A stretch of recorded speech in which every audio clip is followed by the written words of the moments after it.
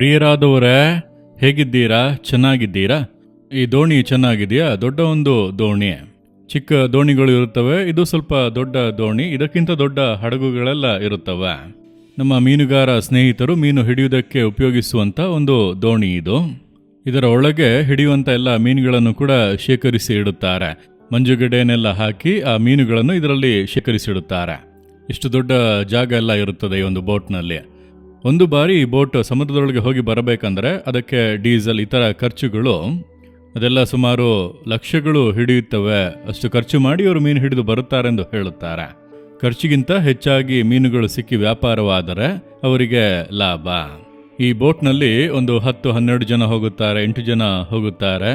ಬರುವಂಥ ಲಾಭದಲ್ಲಿ ಅವರು ಶೇರ್ ಮಾಡಿಕೊಳ್ಳುತ್ತಾರೆ. ಆ ರೀತಿ ಶ್ರಮಪಟ್ಟು ದುಡಿಯುವಂಥವರು ಮೀನುಗಾರರು.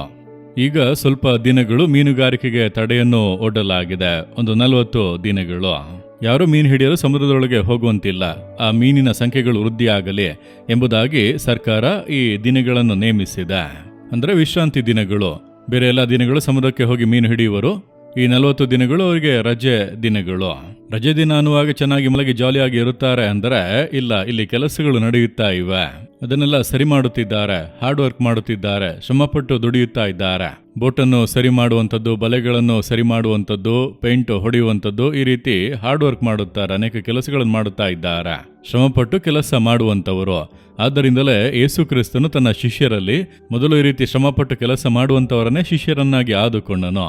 ಸೋಮಾರಿಗಳನ್ನು ದೇವರು ಆರಿಸಿಕೊಳ್ಳುವುದಿಲ್ಲವಲ್ಲ. ಹಾಗಾಗಿ ನೀವು ಕೂಡ ಶ್ರಮಪಟ್ಟು ದುಡಿಯುವವರಾಗಿ ಇರಬೇಕು. ಸರಿನಾ? ಸರಿ, ಇಂದು ದೇವರು ನನಗೆ ಯಾವ ವಾಕ್ಯವನ್ನು ಇಟ್ಟಿದ್ದಾರೆಂಬುದಾಗಿ ಅಂದುಕೊಳ್ಳುತ್ತೀರಾ? ಲೂಕ 10ನೇ ಅಧ್ಯಾಯ 19ನೇ ವಾಕ್ಯದಲ್ಲಿ ದೇವರು ಹೇಳುತ್ತಾರೆ, ನನ್ನ ಮಕ್ಕಳೇ, ಶತ್ರು ನಿಮಗೆ ವಿರೋಧವಾಗಿ ಎದ್ದೇಳುವನು, ಹೋರಾಡುವನು, ಕ್ರಿಯೆ ಮಾಡುವನು, ಆದರೆ ಯಾವುದು ನಿಮಗೆ ಕೇಡು ಮಾಡುವುದೇ ಇಲ್ಲ. ದೇವರು ಮಾತು ಕೊಟ್ಟಿದ್ದಾರೆ, ಯಾವುದು ನಿಮಗೆ ಕೇಡು ಮಾಡುವುದೇ ಇಲ್ಲ. ಮಾಟಮಂತ್ರ ಮಾಡುತ್ತಾರೆ, ವಾಮಾಚಾರ ಮಾಡುತ್ತಾರೆ, ಕೇಡುಗಳನ್ನು ಮಾಡುತ್ತಾರೆ. ನಿಮಗೆ ವಿರೋಧವಾಗಿ ದುಷ್ಟ ಮನುಷ್ಯರು ಎದ್ದೇಳುವರು, ಅಧಿಕಾರಿಗಳು ಎದ್ದೇಳುವರು, ನಿಮ್ಮನ್ನು ಬೆದರಿಸುವರು, ಭಯ ಹುಟ್ಟಿಸುವರು. ಅಷ್ಟೇ ಎಂಬಂಥ ರೀತಿಯಲ್ಲಿ ಕಾರ್ಯಗಳು ಇರುತ್ತವೆ. ಯಾವುದು ನಿಮಗೆ ಯಾವ ಕೇಡನ್ನು ಮಾಡುವುದಿಲ್ಲ, ಕೇಡು ಆಗುವುದೇ ಇಲ್ಲ ಎಂಬುದಾಗಿ ದೇವರು ಹೇಳುತ್ತಾರೆ. ಮತ್ತ್ಯಾಕೆ ಭಯಪಡುತ್ತೀರಿ? ನೀವು ಭಯಪಡುವಂಥ ಕಾರ್ಯದಲ್ಲಿ ಯಾವುದೇ ಕೇಡು ಸಂಭವಿಸದು. ಭಯಪಡಿಸುವಂಥ ಸುದ್ದಿಗಳು ಬರ್ತವೆ ಅಷ್ಟೇ. ಹಿಂದೆ ನೀವು ಅದನ್ನು ನೋಡುವಿರಿ, ಯಾವುದೇ ಕೇಡುಗಳು ಸಂಭವಿಸದಂತೆ ದೇವರು ಕಾಪಾಡಿ ನಡೆಸುವರು. ಒಮ್ಮೆ ಒಬ್ಬರು ಹೇಳಿದರು, ನನಗೆ ತಿಳಿದಂಥ ಸ್ನೇಹಿತರು, ಅವರು ಹೋಗುವಾಗ ಕಾರು ಅಪಘಾತಕ್ಕೆ ಈಡಾಯಿತು. ಅಪ್ಪಳದ ಹಾಗೆ ಜಜ್ಜಿ ಹೋಯ್ತೆಂದು ಹೇಳಿದರು. ಅದರ ಫೋಟೋವನ್ನು ತೋರಿಸಿದರು. ಅದರೊಳಗಿರುವ ಯಾರೂ ಕೂಡ ಬದುಕುವುದಕ್ಕೆ ಸಾಧ್ಯತೆಯೇ ಇಲ್ಲ. ಅಷ್ಟರ ಮಟ್ಟಿಗೆ ಆ ಕಾರ್ ಜಜ್ಜಿ ಹೋಗಿ ಅಪ್ಪಳದಂತೆ ಆಗಿ ಹೋಗಿತ್ತು. ಆದರೆ ಹೇಳಿದರು, ಕಾರಿನ್ನು ಅಷ್ಟೇ, ಅದನ್ನು ಉಪಯೋಗಿಸೋದಕ್ಕೆ ಸಾಧ್ಯವೇ ಇಲ್ಲ. ಆದರೆ ಒಳಗೆ ನಾವು 4 ಜನರಿದ್ದರೂ ಯಾರಿಗೂ ಯಾವುದೇ ಕೇಡು ಸಂಭವಿಸಲಿಲ್ಲ. ಒಂದೇ ಒಂದು ಗಾಯ ಕೂಡ ಆಗಲಿಲ್ಲ, ರಕ್ತ ಸುರಿಯಲಿಲ್ಲ, ಮೂಳೆ ಮುರಿಯಲಿಲ್ಲ. ಅದು ಹೇಗೆ? ಬಹಳ ಆಶ್ಚರ್ಯ. ಅಷ್ಟು ದೊಡ್ಡ ಅಪಘಾತ ಆಗಿ ಕಾರು ಅಪ್ಪಳದಂತೆ ಜಜ್ಜಿ ಹೋಗಿದೆ, ಯಾರಿಗೂ ಯಾವುದೇ ಕೇಡು ಸಂಭವಿಸಲಿಲ್ಲ. ಇದುವೇ ದೇವರು ಕೊಡುವಂಥ ಸುರಕ್ಷತೆ. ನಿಮಗೆ ವಿರೋಧವಾಗಿ ಹೋರಾಟಗಳು, ಇಕ್ಕಟ್ಟುಗಳು, ಕಷ್ಟ ಉಪದ್ರವಗಳು ಬರಬಹುದು. ನಿಮಗೆ ಯಾವುದು ಯಾವ ಕೇಡನ್ನು ಮಾಡುವುದಿಲ್ಲ. ಭಯಪಡಬೇಡಿ.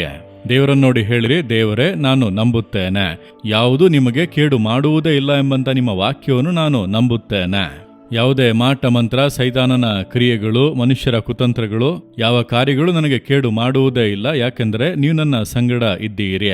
ಆ ರೀತಿ ಹೇಳಿ ನೋಡಿರಿ, ಹಿಂದೆ ಒಂದು ಅದ್ಭುತವನ್ನು ನೀವು ಕಾಣುತ್ತೀರಿ. ಹೇಳುವಿರಾ?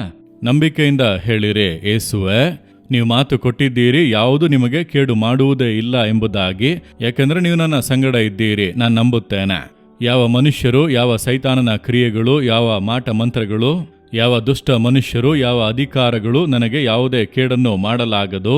ನಾನದನ್ನು ನಂಬುತ್ತೇನೆ. ನೀವು ಹಾಗೆ ನನ್ನನ್ನು ನಡೆಸುತ್ತೀರಿ. ನಿಮಗೆ ಸ್ತೋತ್ರ, ಸ್ತೋತ್ರ. ಯೇಸುವಿನ ನಾಮದಲ್ಲಿ ಪ್ರಾರ್ಥಿಸುತ್ತೇನೆ. ಆಮೇನ್, ಆಮೇನ್.